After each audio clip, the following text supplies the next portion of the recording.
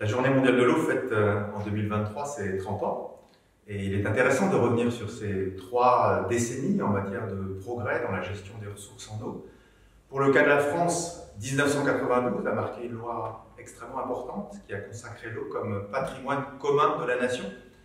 Et cette loi a influencé au niveau européen la directive cadre sur l'eau qui s'est centrée sur une ambition politique également très forte de restauration du bon état écologique des cours d'eau partout en Europe. À l'échelle internationale, la communauté s'est mobilisée depuis 1994 autour des enjeux du climat, qui ont des impacts importants sur le domaine de l'eau, autour des enjeux de la biodiversité, avec les priorités d'action d'Aichi, qui d'ailleurs ont été rénovées à la fin de l'année 2022.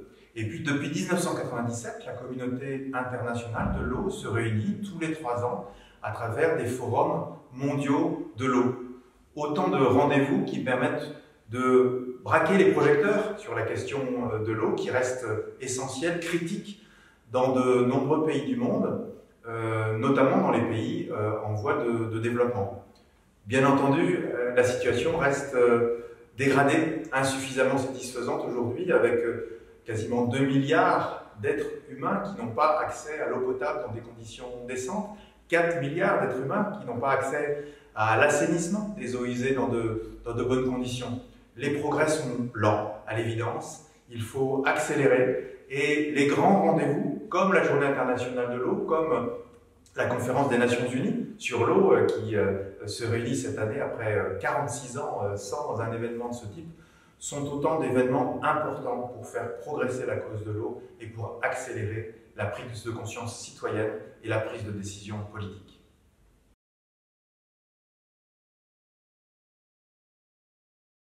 Le changement climatique est bien devenu une préoccupation mondiale.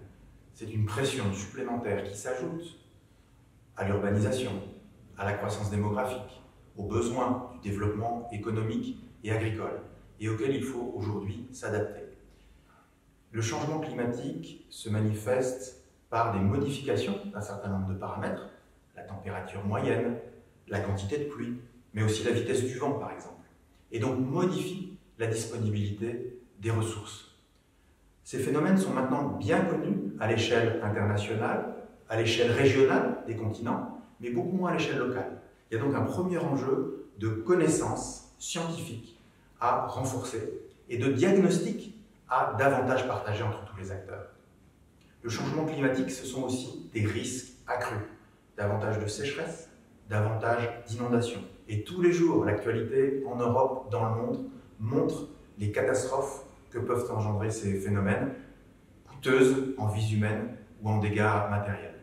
Là aussi, il faut s'adapter par davantage de planification, davantage de dialogue entre tous les acteurs et davantage de réconciliation avec les cycles naturels. À cet égard, l'une des solutions qui sont mises en œuvre dans de plus en plus d'endroits dans le monde, ce sont les solutions fondées sur la nature qui permettent d'aider la nature à nous protéger davantage en restaurant des zones humides, en restaurant des zones d'expansion des crues, par exemple, pour que aussi bien la régulation des inondations que la régulation des sécheresses puissent retrouver davantage d'appui grâce au cycle naturel.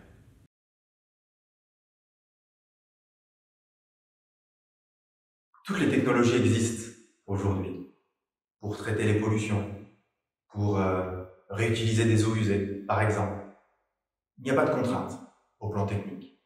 L'enjeu, c'est vraiment de renforcer notre gouvernance, nos outils de dialogue entre les différents usagers de l'eau, nos pratiques de planification à moyen terme, à long terme, notre prise en compte des écosystèmes aquatiques.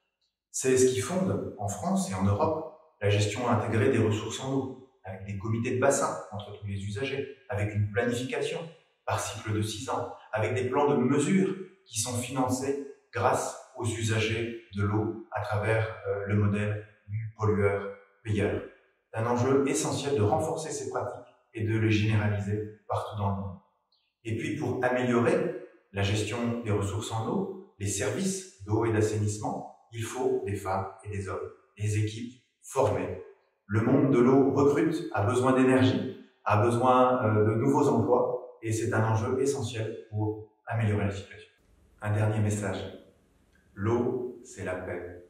L'eau, c'est le développement. L'eau, c'est une responsabilité politique.